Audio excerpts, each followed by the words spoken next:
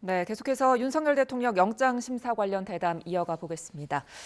자, 손 변호사님, 대통령의 영장 심사가 끝나게 되면은 다시 구치소로 가게 되는 겁니까? 이후 일정이 어떻게 될까요? 네, 오늘 심사 절차를 마치면 이제 예. 결과를 기다려야 하는데요. 원래 있었던 곳으로 돌아가서 대기하게 됩니다. 결과는 크게 둘 중에 하나입니다. 예. 우선 첫 번째는 영장이 발부가 될 경우죠. 영장이 발부될 경우에는 이제 구속된 상태에서 추가적인 수사가 공수처 그리고 또 검찰에서 이루어지고 추후에 공소 제기까지 예상되는 상황입니다.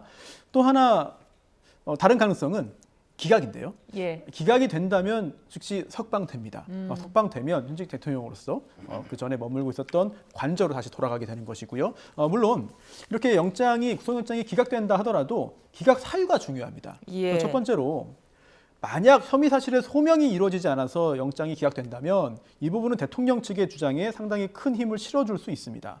즉 증명 단계도 아니고 이 소명 단계잖아요. 그런 상황에서 내란 우두머리 혐의가 아예 이런 상당한 개연성도 없다라고 보게 된다면 이 부분은 대통령 측의 주장, 구체적으로 무엇인지는 따져봐야겠습니다만 구체적으로 대통령이 내놓은 여러 가지 주장들이 근거 있다. 라고 볼 수 있고 또한 공수처의 주장이 타당하지 않다라는 판단으로 볼 수 있기 때문에 대통령 측에게는 굉장히 좀 중요한 결정이 될 것 같고요. 하지만 간혹 이런 경우도 있습니다. 범죄 사실의 소명은 이루어졌지만 즉 대통령이 내란 우두머리 죄를 범했다라고 볼 만한 상당한 개연성은 인정되지만 증거인멸의 염려가 없다든지 아니면 도망의 염려가 인정되지 않아서 구속영장이 기각되는 경우도 있습니다. 이런 경우에는 사실 같은 구속영장 기각이라 하더라도 법적인 의미가 상당히 달라지고요. 또한 정치적인 의미와 국민들에게 전해지는 어떤 상황 자체도 상당히 달라질 수 있기 때문에 기각된다 하더라도 어떤 이유로 기각됐는지 이 부분에 따라서 오늘 상당히 많은 변화가 예상됩니다. 네, 자, 구속영장이 발부되거나 기각되거나 이제 두 가지인데 두 가지 경우 모두 다 대통령 측에서 좀 어떻게 이후에는 좀 전략을 짤 거라고 좀 생각하십니까? 일단 이제 그 기각이 되면요 공수처의 수사는 이제 그 급제동이 걸릴 거예요. 그런데 문제는 이제 그 기각 사유가 뭐냐? 역시 우리 손 변호사님 말씀처럼 예. 어떤 사유냐? 판사는 이제 그 세 가지를 써줄 거예요. 범죄 혐의가 소명됐냐? 아니면 이게 도주 우려나 증거인멸. 여기 그 이유에 따라서 상당히 파장이 달라진다. 만에 하나 또 이게 다른 이유도 있죠. 관할이 잘못됐다든지 이런 것도 이게 기각 이유에 넣을 수가 있는 거예요. 예. 왜 그다음은 서울중앙지검에 넘기되거든요. 그러면 이게 공수처나 또 이게 경찰 그 책임 문제가 반드시 이게 따른다. 예. 이걸 제가 분명히 말씀드리고 자 근데 그 다음에 만약에 발부가 됐다. 예. 이때는요 공처가 10일 동안 이게 수사할 이유가 없어요. 그렇잖아요. 자기들은 10일 수사하고 그다음에 검찰이 10일 하기로 했다. 이렇게 합의했다고 하는데 예. 지금 공처 수사에 대해서는 이제 전면 거부하고 있잖아요. 진술 안 하고 있잖아요. 따라서는 만에 하나 게 발부되더라도 즉시 중앙지검으로 이송을 해라. 이래 되면요. 아마 이제 바로 구속 적부심으로 중앙지법에서 바로 이게 구속 적부심이 될 거예요. 체포 적부심은 한 명이 하는데 구속 적부심은 세 명이 합의부에서 하거든요. 예. 아마 이런 절차가 예상됩니다. 예. 그리고 구속된 상태에서 만약에 전제하겠습니다.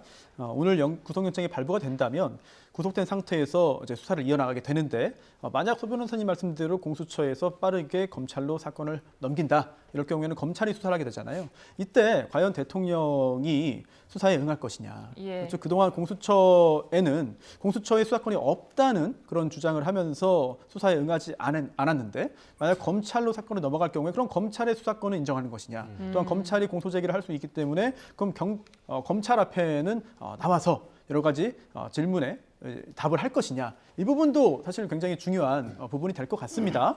그리고 그런 일이 있지 않기를 바랍니다만 만약에 사건이 검찰로 넘어갔음에도 불구하고 이제 구치소에서 계속 머무르면서 검찰의 조사 요청에 응하지 않을 수도 있습니다. 그런데 체포영장이 집행돼서 공수처 수사를 받을 때도 그런 일이 있었잖아요. 근데 그 당시에도 공수처가 입장을 밝혔어요. 여러 가지 자료들, 선례들을 찾아보고 있다. 그런데 해석에 따르면 강제로 데려올 수 있는, 구인할 수 있을 것 같지만 여러 가지 고려를 해서 그렇게 하지 않는다라는 취지의 입장을 밝힌 바가 있는데 그런데 구속된 피의자의 경우에는 명확한 대법원 선례가 있습니다. 당시에 이게 2013년에 나온 이제 사건인데요. 이제 재항고가 기각된 사건인데 당시에 시국 사건에서 이제 국정원에서 조사를 해야 되는데요. 검사가 국정원 청사에서 조사를 하겠다라고 했습니다만 구속된 여러 피의자들이 이제 불응했어요. 그러자 구속영장의 효력을 가지고 강제로 데리고 왔습니다. 그리고 자리에 앉혔거든요.